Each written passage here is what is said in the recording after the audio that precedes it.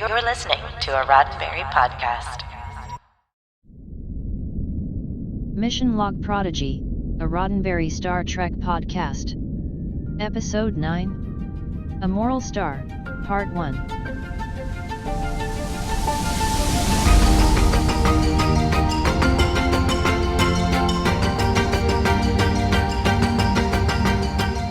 Welcome to another episode of Mission Log Prodigy, a Roddenberry Star Trek podcast. I'm Ashley Victoria Robinson. And I'm Norman Lau. Just like our flagship Mission Log podcast, each week here on Mission Log Prodigy, we discuss each and every episode of this epic animated series and discover what makes each of them special and epic and see if there are any morals, meanings, or messages that we have learned. This week, episode 9, A Moral Star, or A Moral Star, or some other anagram. Who knows? Part 1. Please remember that Mission Log Prodigy is an in-depth review podcast. And what that means is that if you have not seen A Moral Star, you're going to want to put this on pause. Okay, we'll wait. Not for long. Welcome back. We won't wait that long. We're not that patient. I hope you enjoyed watching the episode, and we are so happy to have you now back here to talk with us. And just remember, this show is produced by Roddenberry Entertainment for YouTube. It's exclusively on YouTube on the Roddenberry Entertainment channel and as a regular podcast. So please make sure you hit the like and share and subscribe buttons so that you know when this episode comes out. And of course, please make sure you listen to the audio version of this podcast on Apple Podcasts, Google Podcasts, Spotify, Stitcher, podcasts at roddenberry.com or podcasts.roddenberry.com or wherever you listen to your variety of all the Roddenberry podcasts. You can also follow us on Twitter at ML_Prodigy to keep up with all the hot and heavy and exciting and active news and reviews and updates. And like Kate Mulgrew is over there on the Twitter hanging out and that was a thing. Those. So you want to be there too, my friends. Yeah, that was like the coolest thing that happened this week or last week. I don't know what time is. But before we jump into our recap, here is why this particular podcast is so unique. We want to hear from you, specifically the little young Prodigy fans out there who would like to share their thoughts with the show. So send us a 1 to 2 minute voicemail to missionlog-prodigy at roddenberry.com. That is missionlog-prodigy at roddenberry.com. And in your message, please answer the following questions. What is your first name and your age? My name is Gwen. I am 17. Did you like this episode? Is this a TV show? I thought this was my reality. What was your favorite part? I liked all of the parts where everyone was happy. And what did you learn? I learned that my dad is a big old dummy. And I mean, where's the lie, though? Right. We are so looking forward to hearing your comments, which will be featured at the end of our show. And just to start things off, we're here to answer those same questions. So, Norm, are you ready? I'm ready. Question number 1. Did you like the episode? It was devastating to me in so many good ways. It emotionally took me to places I've never been to in a Star Trek episode or series ever. So, I mean, I think you've said it all, but I really enjoyed it too. But like we've said about 2-part episodes in the past, right? I don't know if we can fully and fairly judge it until next week, because that's when that story arc is going to be completed. Will it though? Will it? Will it? It better. It's the mid-season finale, and there are things I need closures on. I know. What was your favorite part of the episode? The uniform reveal. I love uniform reveals. Ooh, It just I want those action figures. I do. And I love how they all just looked so sharp and like a team and cohesive and wonderful. And they still all retain those wonderful Matt Groening silhouette theories that you were talking about, right? Even though the uniforms are similar, they still are the same. And I love that. They were beautiful. I cried. How about you? If I can also tangent off of that, I really appreciated that there was no discussion about like, oh my God, is there going to be one like big enough for Rock Talk? Or is there going to be like one that is going to fit Zero? It's just like, they're all fine. everybody fits. This is the future. It's not a big, I really appreciated that in their Wesley Crusher gray cadet uniforms. If Reed Richards can figure out unstable molecule Thank uniforms in this Thank you. century, I'm pretty sure they can do it in the 24th, right? Yeah, let's say they're all made of unstable molecules. I love that for them. I also really loved the Murph fake out because Murph is a character that like I've been obsessed with the whole series, and we've been talking about, like, we bring it up week after week after week after week. Like, what is he going to do? What are the extents of his power? And we'll get into it. But even though we've already seen him like in the vacuum of space, we really got to see how powerful he is, and the implications of this are literally endless. So that was my second choice, but it was really a toss-up because the reveal, that was amazing. Yeah. But I had to break the tie with which one of those two scenes made me cry the most. Oh, that's fair. There are so many tears watching Prodigy. It's not even funny. Okay. Now that we're talking about emotional stuff, let's end out these questions. What did you learn? So I'm going to go outside of the episode. This is what I've learned probably more in this episode than any other episode. Trust, period, the period, Hagemans, period. Yes.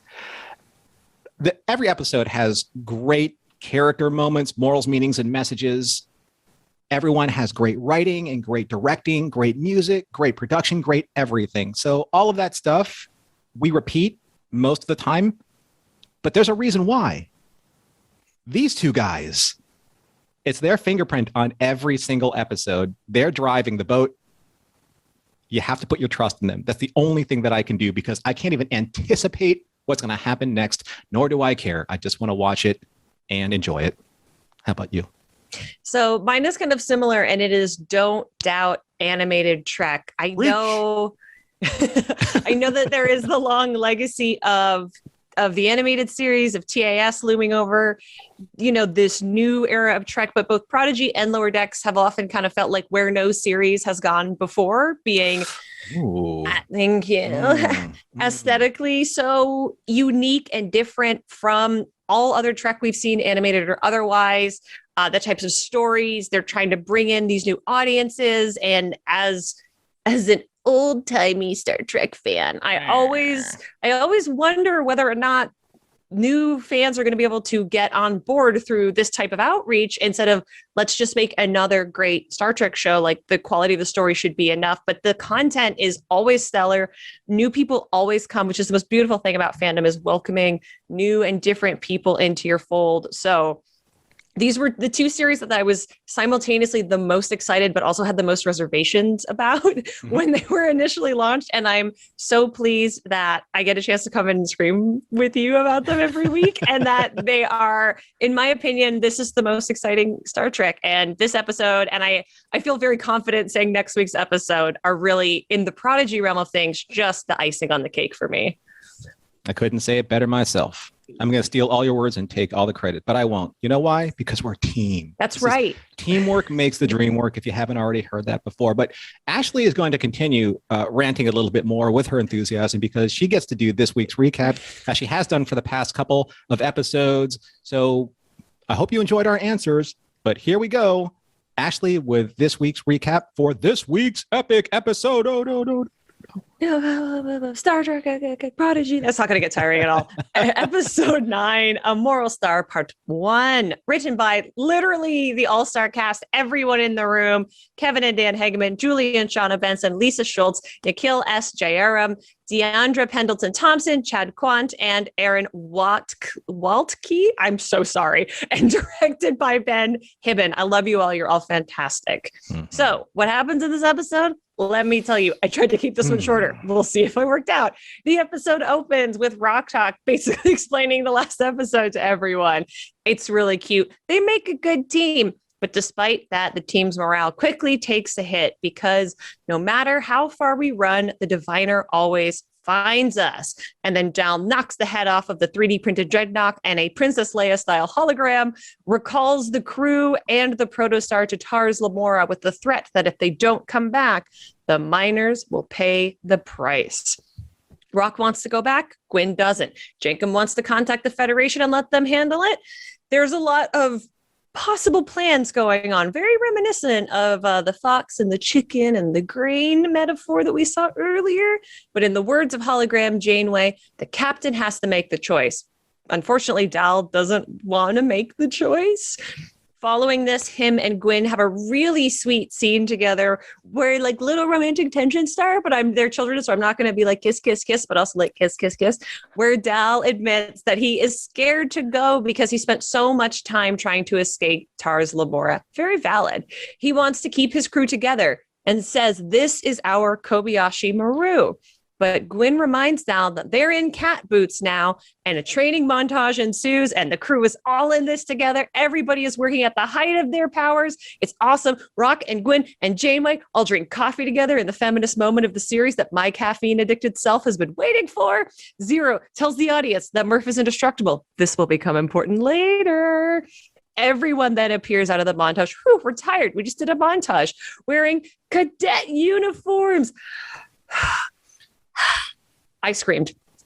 And Janeway also, to fit in with her crew, changes to the skin is so cool.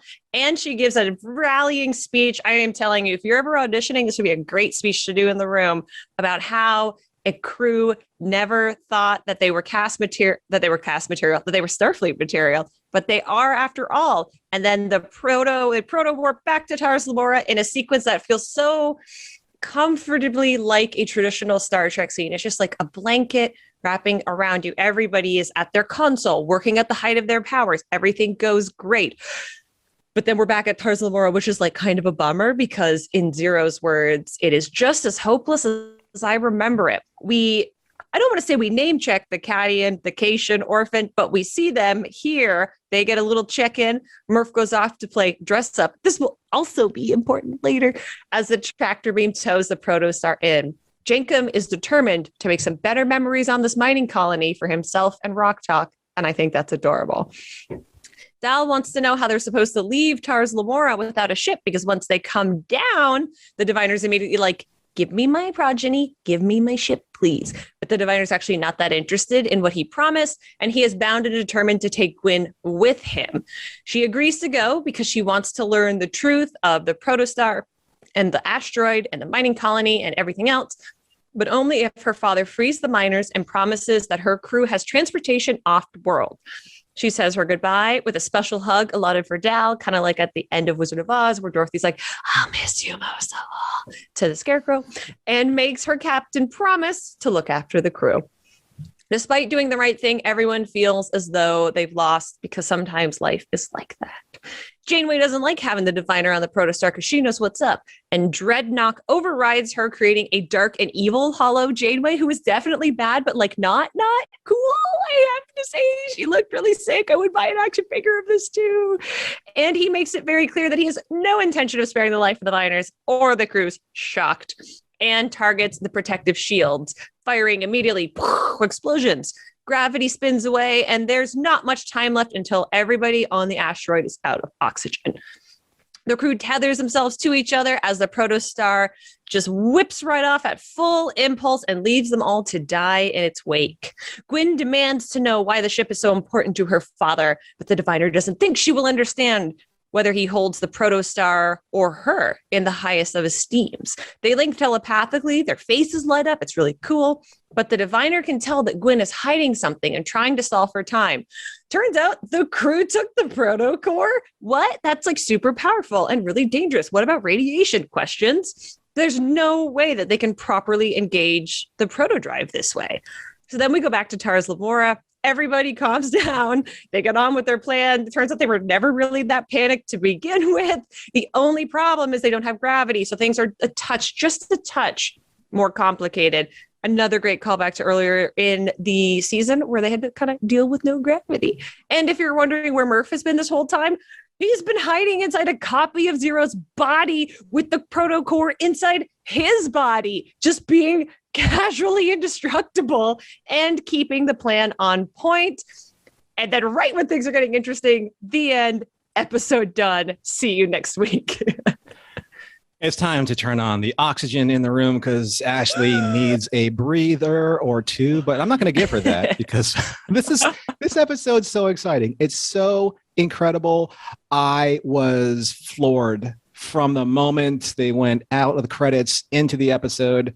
Let's get into it, Ashley. Let's get into the observations. We only have so many observations that we can actually point out because we don't really have a 3 or 4 hour podcast that we can make. So we have to kind of pick the ones that rise to the surface. Yeah. Even though there are so many other ones you could probably get to, but what rose to the surface for you? The vehicle replicator can replicate new Zero bodies. Yeah. We're getting a new Zero body every season. Yes. Yes, Hell, please. if the action figure licenses were smart, they would probably do that. I know. A lot of mine are like, but that's a great way to get a new action figure. Right. And different versions of Zero. All we really need to have is Zero's voice, technically, and the iris of Zero's body. Everything else, this is what I'm going to do. I'm going to buy like 5 different Zero action figures and then just repaint them until they come out with new bodies. Oh my gosh. I just want one that opens up and like Murph's little head pops out of it. That would be so great. Or I'm going to shove a Murph inside a little Zero body. Hit me with some of your observations, Norm. The uniforms. I cannot get enough of the uniforms, period. They looked so great. I love how they stretched differently for each different body type. I love how some of the endpoints didn't quite match up because of the way that they were getting tugged across different body stretching points. I love that this moment was earned. Here's a big thing that I'm going to be talking about in this podcast. Every single moment that pays off in this episode was earned. There weren't any surprises or any day. Let me simplify this. There weren't any surprises or any moments that just because they wanted to do things moments. This is nothing was convenient. Right. This is why you had the A-team, the entire team writing this episode. They all had their moments. Good observation. But also there is a version of this show where in the pilot or at the end of episode 2, they find, like we've seen Superman do this where he finds the Kryptonian suit or he finds his uniform, where they just find these cadet uniforms laying around by waiting until, which by the way, I want it noted for the record, we called it that they would get them by the mid-season. They really earned it because we finally get to see them actually behaving like the Star Trek crew. I know. I'm so proud of all my babies. I really liked the name check of dilithium because I kind of wondered with the proto drive and like with the spore drive and some of the things that we're seeing in live action as well, if dilithium crystals are sort of a thing of the past, sort of a quaint Berman era device. And I've always liked that word. So when they name checked dilithium, I was like, yay, it's still valid. But here's the interesting thing. In that sequence, Dreadnought said, or the computer said, exotic matter dilithium matrix missing. Yeah. Not protostar, exotic matter. So what is the protostar? Exotic matter. Exotic matter. How exotic? Exotic to the point of the most sentient? Well, so that's another conspiracy theory, right? Like a baby star. A baby star. We've been chasing down, is the protostar alive? Also, if you're a short Trek watcher, then you might also be familiar with that kind of trope. But I also noticed that Gwyn didn't use her, I call it a sword. It's not really a sword, but her sentient weapon. But when she had her goodbye with Dal and you could see her touching his shoulder, you could see it sitting on her hand. And that was something that she really, really relied on in the first 5 episodes. And we've kind of taken back in these episodes as she's calmed down as a very obvious representation of her anger. So I'm wondering, though, if in the next episode, because she's going to fight, she's going to fight Dad. It's coming. She's going to fight the diviner. If that's what the sword is going to come back out for, because it can do a number of things. It's coolest as a sword. I know you're fond of swords. So. I am. And I remember in the flashback of 17 years ago, I believe that same Matrix weapon thing was on his cane. So I'm wondering if it turns on her because of him. Ooh, but she's a clone, right? So they are the same but different.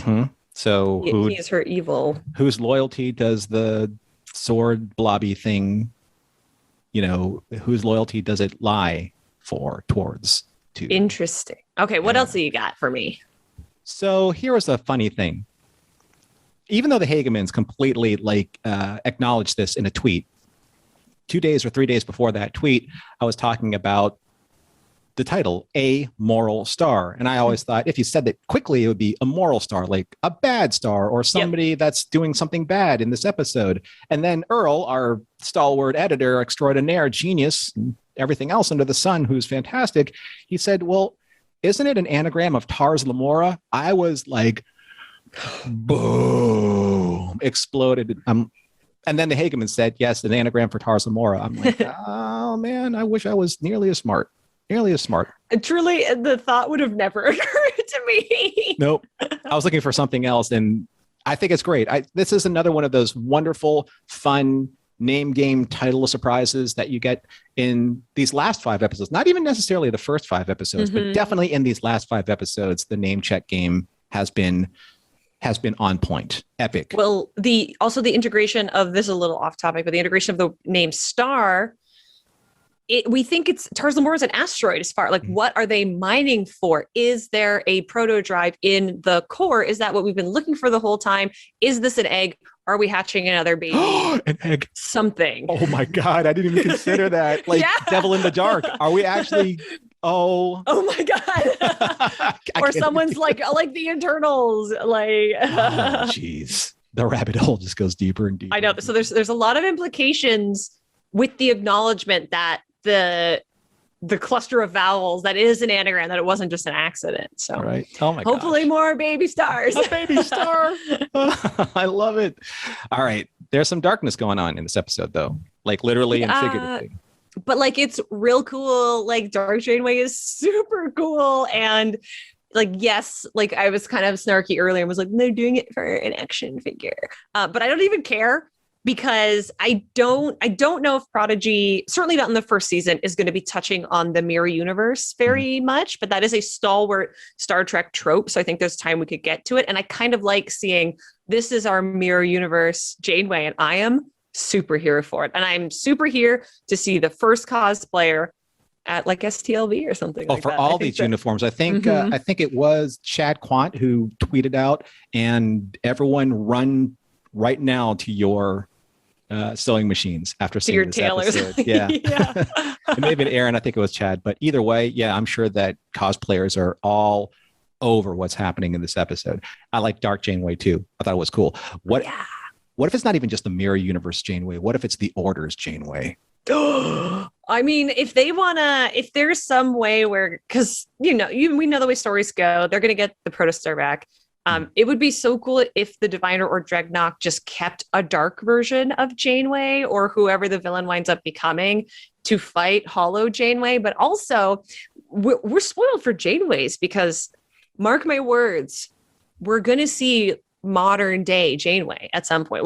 We know she becomes an admiral. Admiral Janeway will appear in the series. And we're going to have dueling Janeways, and I'm so excited for it. What if Rock was able to build something in her subroutine that would make Janeway be able to break her darker programming? Because they did make mention at the very beginning that, and then I reprogrammed Janeway, and then we did this, and then whoosh. Remember? Yes, which we were talking about at the end of the last episode. We're like, is this even the same Janeway? Like, what is happening? I never discount any of the smallest details in this episode or show anymore, ever. I'm hyper looking forward to in season 2 the Trouble with Tribbles take the Trouble with Janeways, where the Janeway program just self-replicates. There's a holodeck incident or something like that. Like there can no such thing as too many Janeways. That's my professional opinion. That'd be so funny. But even though we're doing the small detail stuff, it is time to do the big detail stuff. Because this episode, like every other episode, just except more so and in concentrated form and short amount of time, is not short of big discussion points. So Ashley, let's get into some of those. Okay, so making mature decisions is hard. I think this is one of the more obvious morals meanings messages where why do we feel bad? Why do we feel empty? Oh, because we did the right thing. I would really like to, before we get into that, disabuse some of our younger listeners from thinking that all tough choices are the hardest, most gut-wrenching thing you're ever going to have to do, and that they leave you with this empty feeling. That does happen. However, working in systems like Starfleet sometimes make that true, or working within structures and rules and doing what is right according to those structures and rules can be hard because they might go against how you're feeling. And Dal, knowing this now as the captain, poises him to keep making these tough decisions, which are going to drive the story engine forward and then ultimately take them to strange new worlds and strange civilizations. And so even though it's really hard, I think that learning this is going to open the door for Dal and the crew to do bigger, better, bolder things. As I said before, a lot of the learning moments have led up to some of these payoffs in this episode. Mm-hmm. Why does it feel like we lost? Jankum said. Because we did the right thing, Dal said. In 2 or 3 or even 4 episodes ago, was this the same Dal? No. This Dal in this episode, I think, is the Dal that a lot of people have been waiting to see. Does it make Dal completely 100% on board with being an adult type figure? No. But it does show that he has learned the right lessons for the right times. In making that decision, making his Kobayashi Maru decision is the right decision for the right time. It's not every decision in the world. Obviously, it's not what you're going to have for lunch, what you're going to wear to school, or even, what people are you going to, play video games with or go to the movies with. These are about the decisions, like the top 1% decisions you'll ever have to make in your life. But they may not always be the easiest ones to make. I'm so glad that you brought that up with this everything coming to bear idea around Dal specifically, because he is our POV character. So through him, we have seen a lot of these things culminate, and we have seen characters survive ultimately from episode to episode because of the decisions that he makes. So everything is like filtered through his lens in this really interesting way. And the Kobayashi Maru is just the easiest example, right? Because it's the thing that keeps getting name checked over and over again because it's like the most fun thing to say. But I think we both have points about Gwyn. So let's talk about Gwyn. So I loved that they referenced Cat Boots, because Cat Boots brings you all the way back to when she was interrogating him on Tars Lamora, in the Rev 12. They were on opposite sides of the spectrum. She was on high, he was down low, but something between them was always there, whether it's they just had this spiritual connection, this kinship of we're both lost and we have to find something that's very special. Maybe that something very special is between the two of them in some way. Mm-hmm. And that's what leads to the moment where they don't want to let Gwyn go. And that very well may have been part of the plan.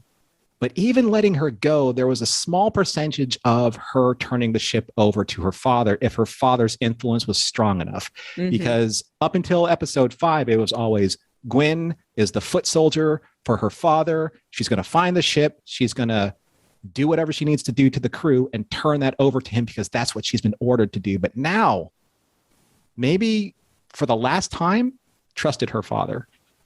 It's not just a trust fall for Gwyn trusting, or the crew trusting her. It's her trusting her father one last time. There's always one last opportunity to try and redeem, a la Luke Skywalker, Darth Vader, the father figure or someone that's important to you.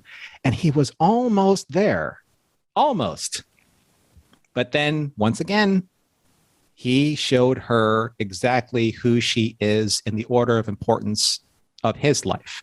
Yeah. So all this time for 8 episodes, it's always been, can we trust Gwyn? How far can we trust her? And have we gotten to that point where we can trust her enough to trust those decisions that we're not there for?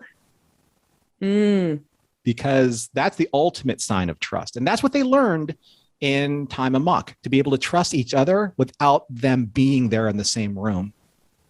That's this moment, but with much bigger stakes. Yeah, because now she is in this position where she needs saving and Janeway needs saving too. And they're certainly the 2 eldest statespeople in terms of their ages. And there's 2 of the more senior people. I mean, you could put Dal up there as well as the captain, and their circumstances have changed a lot, albeit in very different ways. Like Janeway's entire personality is being rewritten. Gwyn is now as you say, no longer a foot soldier of her father, but now she's a prisoner of her father. And hopefully these obstacles become moments of transformation so that they can become bigger, brighter, better versions of themselves in the back half of the season. Mm-hmm. Yeah. Anything else? Well, I wanted to talk about the name dropping of Kobayashi Maru in this episode Okay, a lot. let's. So the last 4 episodes, you had Kobayashi, you had First Contact, you had Time Amok, and then you have this. The 3 episodes prior to Immoral Star, they were studies in what happens with the Kobayashi Maru, how you approach it as a person, how you approach it as a team, and then being able to trust in your team to see if the actual model actually works. How did you feel when Dal, when he was in his quarters, when he left the conference room, which is like one of the most Star Trek moments of this entire series ever? Did you feel that he was running away from his responsibilities, or did you actually feel that he was actually trying to ingest all of these different viewpoints and say, what is the right course of action? That's a very interesting question, because I think it was definitely supposed to be framed as someone who didn't want to do this, who didn't like what he was being presented with, who was too young to be able to separate and make the decision. But I do think that in the proud tradition of all the Star Trek captains that came before him, including Janeway, I think he just needed a breather and some time to process it, which even adults who have come up through the Federation, have done their time as cadets, have trained on ships, have been faced with all these circumstances and a lot more life experience need. And that's what I really liked about it. And then obviously the follow-up with Gwyn, because whether or not they're actually going to kiss each other's faces or not, that is also something in the proud tradition of narrative Trek, that your first officer, your next in command, often comes with the final POV or that final bit of advice that will, like T'Pol comes in and helps Archer figure out ultimately what's the best frame of action. So I think it was framed as one, but actually was the other. Yeah, I really do like that in her own way, and not necessarily a you're going to be the first officer type of way, that Gwyn was able to push Dal in at least acknowledging that you don't have to be alone. Yes. You know, we're a team. If there's anything that we've learned in these last few experiences, you don't have to face this alone. You don't have to scheme alone. I love how it even wasn't really written, but there was something in Dal's voice and something in his eyes where he remembers the failure with the crystals. Yes. With Nandi. And he's like, this can't be one of my half-baked ideas. I'm like, even if it's not name dropped, even if First Contact wasn't name dropped or Nandi wasn't name dropped, I think that still bothers him. And I think that because he didn't trust anyone, that's going to be something that's going to probably push him more towards the moral center of his leadership. But I really do love, let's see, there was a quote that he said that, again, started a lot of the tears to flow. He turned to Gwyn when he realized what he needed to do, and he said, if it was just me, sure, in a heartbeat, risking the plan, but I can't risk losing us. Right? This is a no-win scenario, Gwyn. This is our Kobayashi Maru. I've never expected Dal to get to this point. I'm not saying it was too quickly. I was just saying that not at all, at least not in the first 10 episodes. I agree. I definitely agree. So do you think that this is that moment, perhaps in the audience's perspective, where they're going to buy that Dal has actually changed? Because Dal has been a very hot button topic in the fandom, where people either want to slap him or hug him. I'm going to talk a little bit about that in my wrap up. So that's interesting that you've brought this up. But I think it depends on the audience member. I think for me, I believe this moment, and I believe that because of the animation and the close-up on his eyes and the mauve highlights against his, purple irises, and because of the music swelling in the background. I do believe this.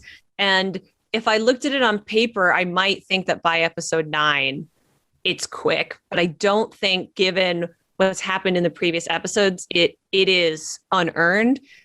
You talking about the idea that he might be reflecting on the crystals, it reminds me of how Kirk reflects on the death of his son, or like other characters in the Trek canon who have that touchstone moment. And don't get me wrong, it's not that I don't think Dal's gonna revert to being a snarky little boy again at some point. But I think he's going to be very different after these 2 episodes. I think every character is going to be, but with him as the co-lead of the show with Gwen, I think it's time for him to be making this change. I do.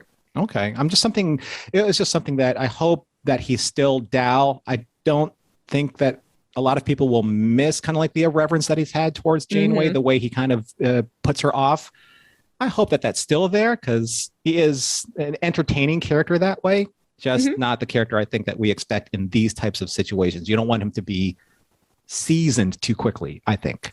I see a Nog type trajectory for him. Oh, okay. Actually, because Nog, in the first is kind of and intentionally so. He's kind of really irritating whenever he shows up, and then by the end he's like a seasoned leader, and you're like, I'd follow that guy into battle. Absolutely, that's kind of what I'm expecting for Dal. So. All right. So, I mean, you said you want to have a little bit more time to talk about this, so let's get into the wrap up. Let's wrap this thing up.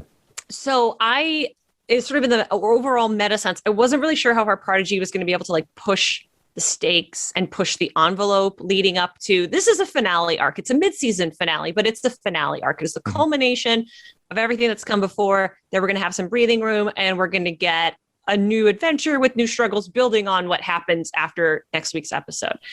However, I think the entire staff has been pushing the envelope in every aspect of their work to make such an incredible show for viewers of all ages and an amazing piece of science fiction. That is why Norman and I can come here and be like, I wept and I'm not a child. And obviously being on Nickelodeon, that's who you think of the intended audience is for this, right? But it resonates on a number of levels. And there were times when I was worried.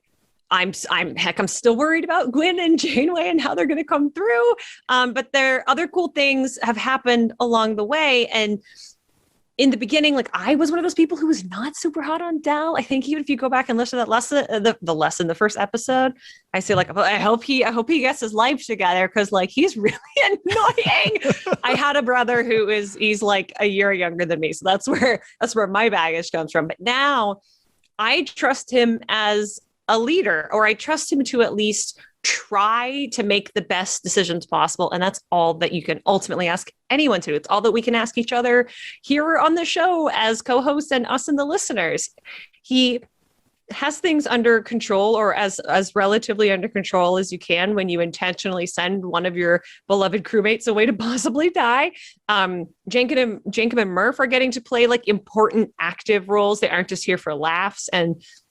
But more than anything, I'm just left wondering if there is more powerful stuff coming next week to have them either succeed or fail at, and what it is going to teach Dal and the crew, and what it's going to teach us, the audience, in the latter half of the season, if they succeed or if they fail. But yeah, I was not a super Dal fan at the beginning, but I really think he's had a great arc, and there's still the snotty little boy in there, and that's okay too, because that's part of who he is.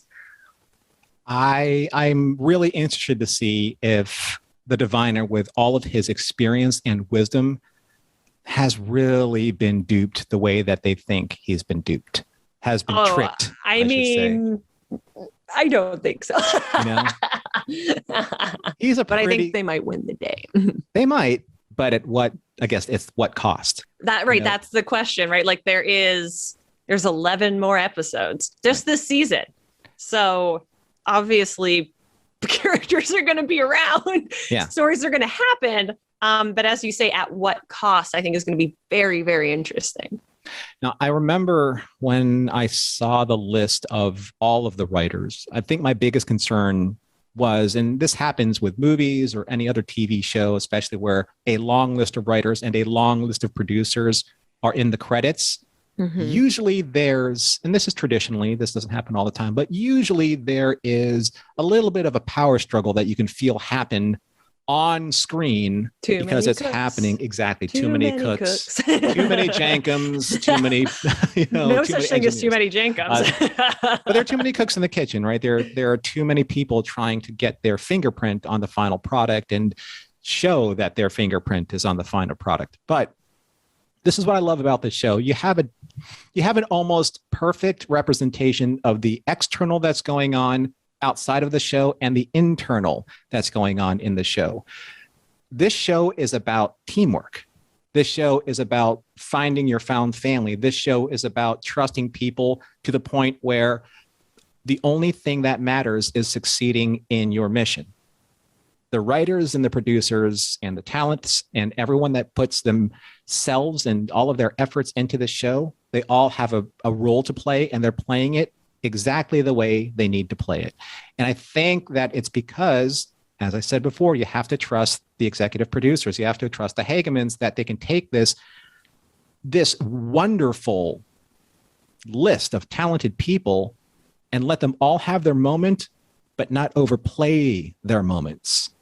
You can tell in this episode, I remember that from Lost and Found. I remember that from the different episodes from before, where you can associate probably that same moment with the writer, with the sentiment of the episode. Everything has been building up perfectly like building blocks to this point. Everything has been earned. Everything has been explained in one fashion or another, to the smallest detail even being given its due.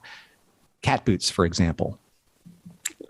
I know we all love cat boots. And speaking of, if there is not an explanation for what happens to Cation Orphan, I'm not exactly sure if we're going to be able to hold the fandom back. I will pass away.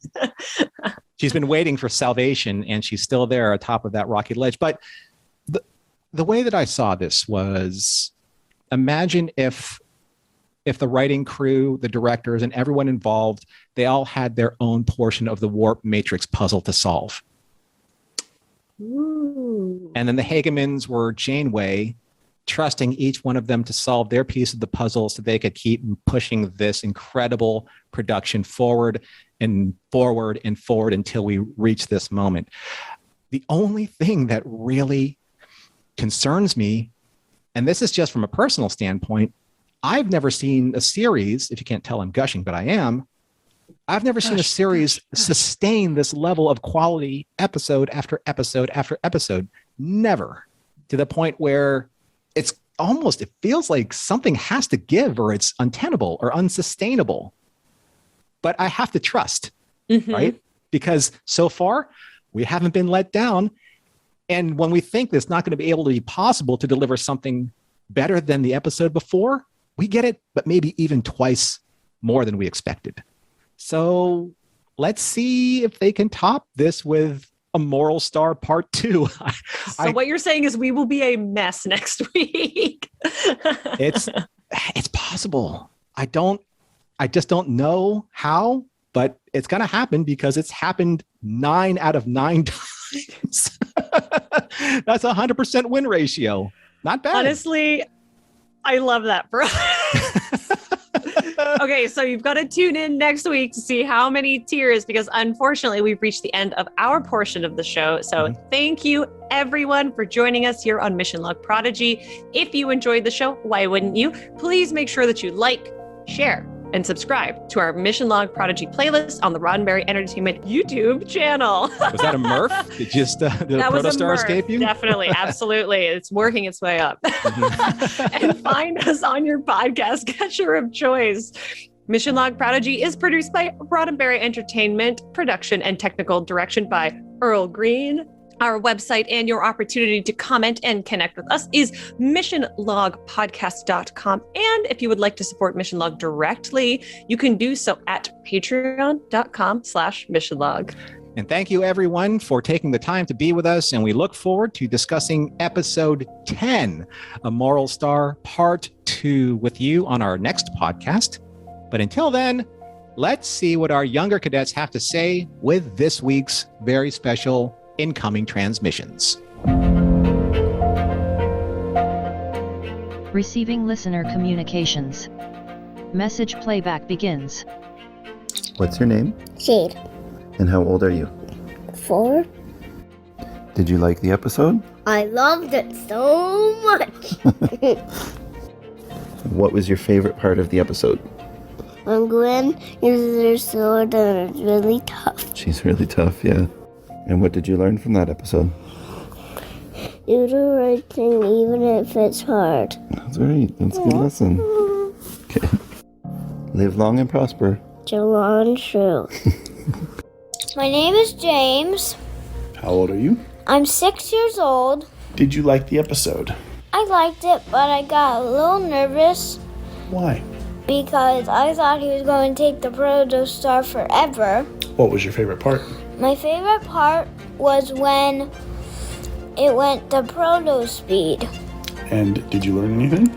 I learned that you should always tell the truth, Who didn't tell the truth? like Prodigy's father. So what's your name? Dietrich? Did you like the episode? Yep. What was your favorite part? The diviner DeDeorean. You liked when the Diviner destroyed the shield generator thing? Yeah. Why did you like that part? It did remind me of the battles. Oh, it reminded you of the battles in other Star Trek episodes you've seen? Yeah. That was pretty cool. Is that why you liked it? Yeah. Do you hope that everyone's okay, though? Yeah. What do you think about the Diviner? He's the best person. He's the baddest person. Is that what you learned in this episode? Yeah. All right. What's your name and age? Look, 6. All right, Rook. Did you like tonight's episode? Yes. And what was your favorite part? One move, there was a fake out of Zero. Yeah, Murph was in Zero's costume. Yes. And what did you learn? What lesson did you learn? Is to save people. You like the idea that they're saving people? Yeah. They're risking themselves? Yeah. Okay, that's cool. Gotta help people, right? Yeah.